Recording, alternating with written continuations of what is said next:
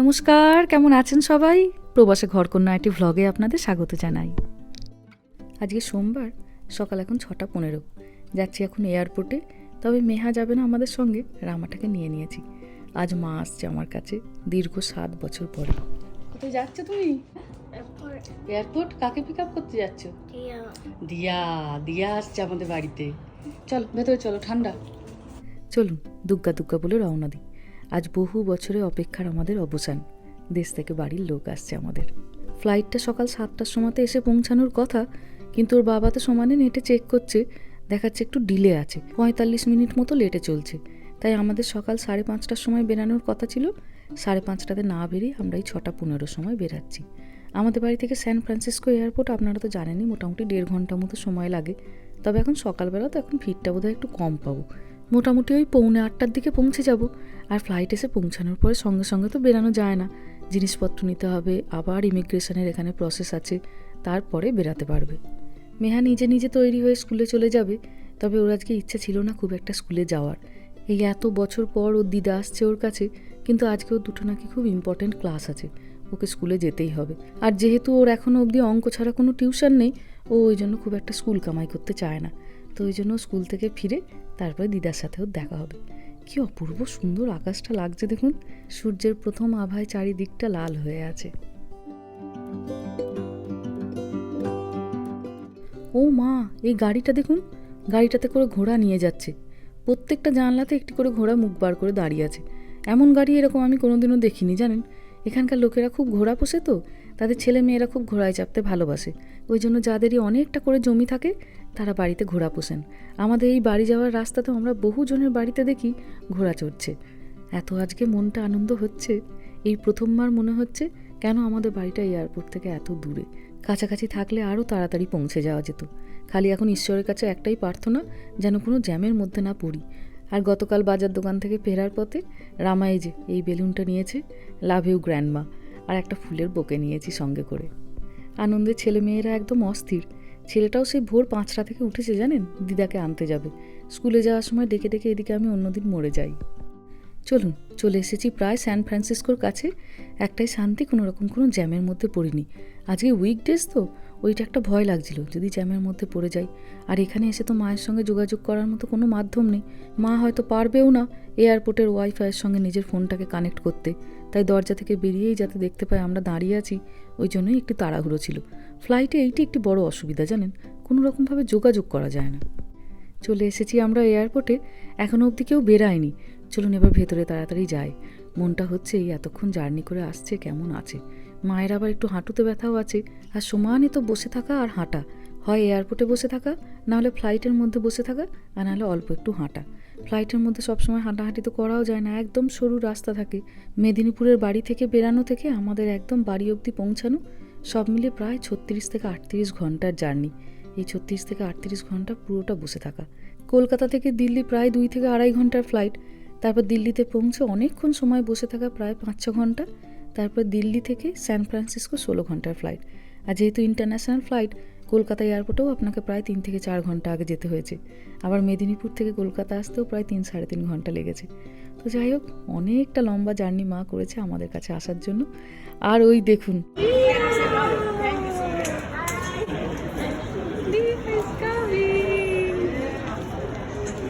give it to Dia. Give it to. Hello.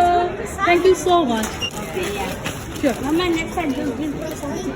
Sure, thank you. Eso, uঠে এসো মা। Hi, baby. Rama, give it to Dia. Give it to Dia.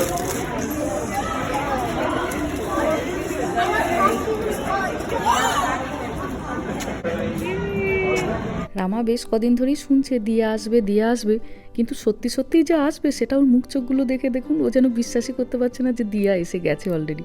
চোখের সামনে হঠাৎ করে দেখে এমন হলো খানিকক্ষণের জন্য যেন ভ্যাবাচাকা খেয়ে গেছে। তবে মায়ের মুখটা দেখে এত মায়া হচ্ছে, একদম শুকিয়ে গেছে দেখুন। চলো, ও দেরি হলো না অনেকটা, বিরাট জার্নি বিরাট জার্নি। চলো চলো, এই সামনেই গাড়িটা। কত যে ছেলে মেয়েরা অধীর আগ্রহে এখানে দাঁড়িয়ে আছে তাদের মা বাবাদের রিসিভ করতে। এখানে না দাঁড়িয়ে দেখলে বিশ্বাসই হবে না জানেন, কত বয়স্ক মানুষজন এসছেন। কারোর মেয়ে অপেক্ষা করছে তার মা বাবাদের নেবার জন্য, কারো ছেলে অপেক্ষা করছে তার বাবা মায়েদের নেবার জন্য।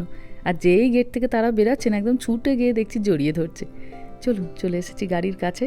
আমাদের গাড়িটা একদম গেটের সামনেই রাখা ছিল। মা বলছে একটা ব্যাগ পেয়ে গেছিলো অনেকক্ষণ, কিন্তু আর একটা ব্যাগ আর কিছুতেই আসছিল না। সেই দাঁড়িয়ে থেকে প্রায় সবার শেষে আরেকটি ব্যাগ এসে উপস্থিত হয়। এই একই অভিজ্ঞতা এবার আমাদের সঙ্গেও হয়েছিল।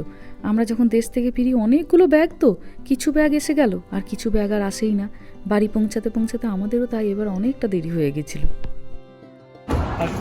না আর মা হ্যান্ড ব্যাগটা দিয়ে দেবে নাকি? ফুলটাও দিয়ে দাও না হয় এখন, নাহলে ধরে বসতে হবে তোমাকে। সরে এসো।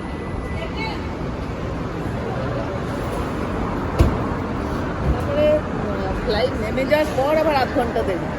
হ্যাঁ দেরি হয়, দেখো ওই গাড়িটা ছাড়বে এক্ষুনি। মা যাও গিয়ে বসে পড়ো।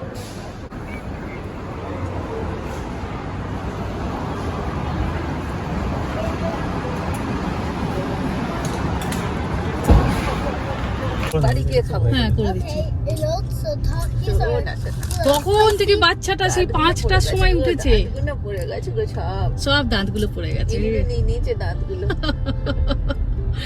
বেচারা স্কুলটা খুললো আর দাঁতগুলো পড়লো। দিন রাত জিভ দিয়ে মাড়িটাকে চাটছে, ওই জন্য আজকে তোমাকে আনতে আসবো বলে রামা উঠে পড়েছে।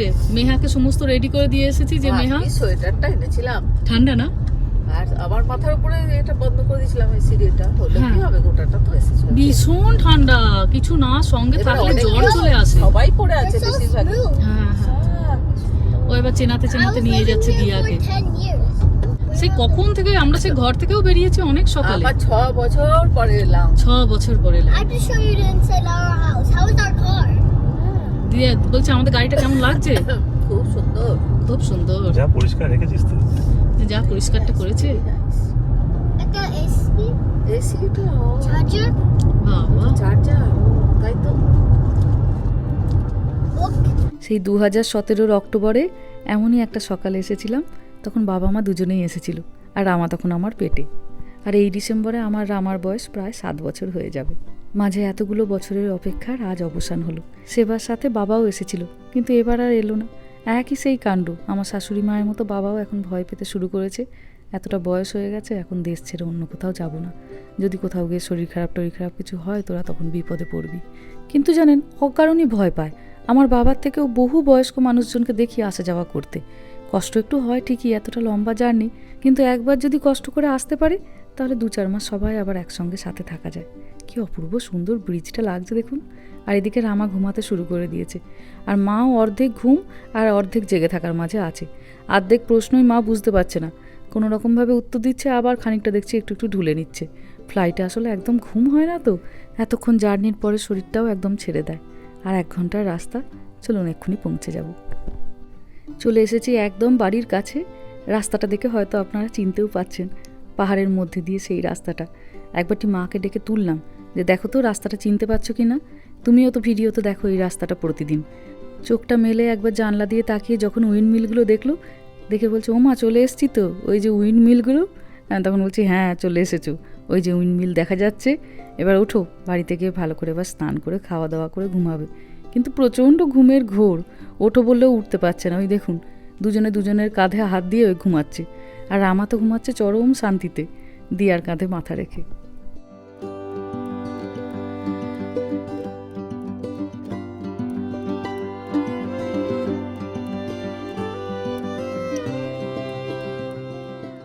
এই যে পৌঁছে গেছি আমরা বাড়িতে মাকে নিয়ে। মাঝখানে একবার মেহুকেও ফোন করে নিয়েছিলাম, ও স্কুলে চলে গেছে বলল। চলুন বাড়িতে আসতে এবার বলছে গরম লাগছে, এবার সোয়েটারটা একটু খুলি। এখন রোদ উঠেছে বেশ সুন্দর, তো ওই জন্য এবার গরমটা লাগছে। চলুন এবার তাড়াতাড়ি একটু কিছু রান্না বান্না করি। অত সকালে উঠে আমি কিছু ব্যবস্থা করে সেরকম যাইনি, ভাবলাম আসার পরে গরম গরম মাকে লুচি তরকারি করে খাওয়াবো। এখন তো মা স্নানে যাবে, একটু হাতে সময় পাবো। এখন একটুখানি চা বিস্কুট খাওয়াবো, তারপর স্নানে যাবে যখন, তার মধ্যে একটুখানি লুচি তরকারি করে ফেলবো। চলুন ভেতরে যাই। মা বলল ফ্লাইট নামার 1-1.5 ঘন্টা আগে নাকি মাদের একটুখানি আবার খাবার দাবার দিয়েও ছিল। খুব নাকি খিদে পায়নি, তো ধীরে সুস্থে কর, কিন্তু মায়ের খিদে না পেলে কি হবে, আমাদের তো পেয়েছে তুমুল খিদে। আমরা তো সেই ভোরবেলাতে উঠেছি আর 1 কাপ করে লিকার চা আর 2টো বিস্কুট খেয়ে বেরিয়ে গেছি। ওর বাবা এসে না এসেই বসে পড়েছে অফিসের কাজে, তার তো অফিস শুরু হয়ে গেছে। সে অবশ্য বলে রেখেছিল যে সোমবার আমার একটু দেরি হবে, ঘন্টাখানেক দেরে আমি এয়ারপোর্ট যাব আমার মাদার ইন লকে পিক আপ করতে। তো ওই জন্য তার খুব একটা হয়তো অসুবিধা হয়নি, কিন্তু এসে না এসেই বসে পড়েছে। আর আমার সোফাতে আবার একটুখানি শুয়ে পড়েছে। একদম ছোট্ট ছোট্ট করে একটু আলু কেটে নিলাম যাতে তাড়াতাড়ি একদম সেদ্ধ হয়ে যায়। আর ফ্রোজেন মটরশুঁটি আছে, মটরশুঁটি দিয়ে আলু দিয়ে একটা চচ্চড়ি মতো করব। দাঁড়ান মটরশুঁটিটাকে একটু ভিজিয়ে দিই।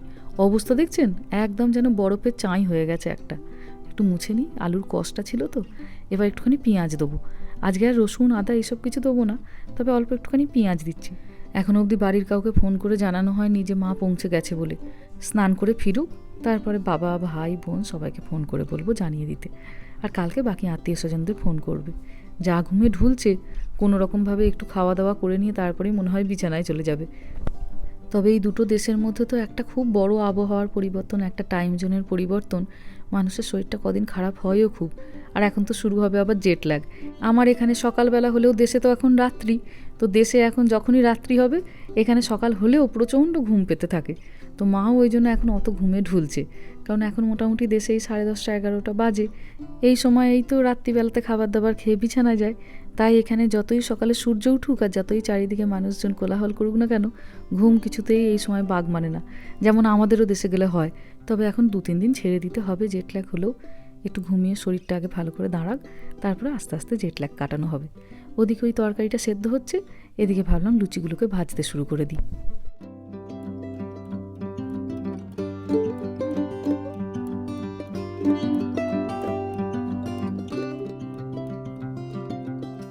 সবজিগুলোকে বেশ খানিকক্ষণ ভেজে একটু ঢাকা দিয়ে দিয়েছিলাম, তখন আর নুন দিইনি জল কেটে যাবে বলে। এখন হাফ সেদ্ধ হয়ে গেছে, অল্প একটু নুন আর জল দিলাম, বাকিটুকু সেদ্ধ হয়ে যাক, তারপরে একটুখানি ধনেপাতা দিয়ে নামিয়ে দেবো। ব্যাস এইদিকেও মোটামুটি লুচি ভাজা হয়ে গেছে, আর ভাজবো না। বাবুটার জন্য মনটা বড্ড করকর করছে, ও খুব লুচি খেতে ভালোবাসে। সকালে হয়তো একটুখানি দুধ কর্নফ্লেক্স খেয়ে স্কুলে চলে গেছে, রেখে দেবো 2টো, স্কুল থেকে এসে খাবে। অল্প একটুখানি ধনেপাতা একটুখানি ভাজা মশলা দিয়ে দিলাম। এবার দাঁড়ান রামাটাকে তুলি, সেও বেচারি সেই সকাল থেকে উঠেছে, ভারী খাবার তার পেটেও কিছু নেই। একটু বিস্কুট আর কলা নিয়ে নিয়েছিলাম, সেটুকুই রাস্তাতে খেয়েছে। ওর বাবাকে অফিস রুমে দিয়ে চলে এসেছি। এবার এখানে আমি মা আর রামা বসবো।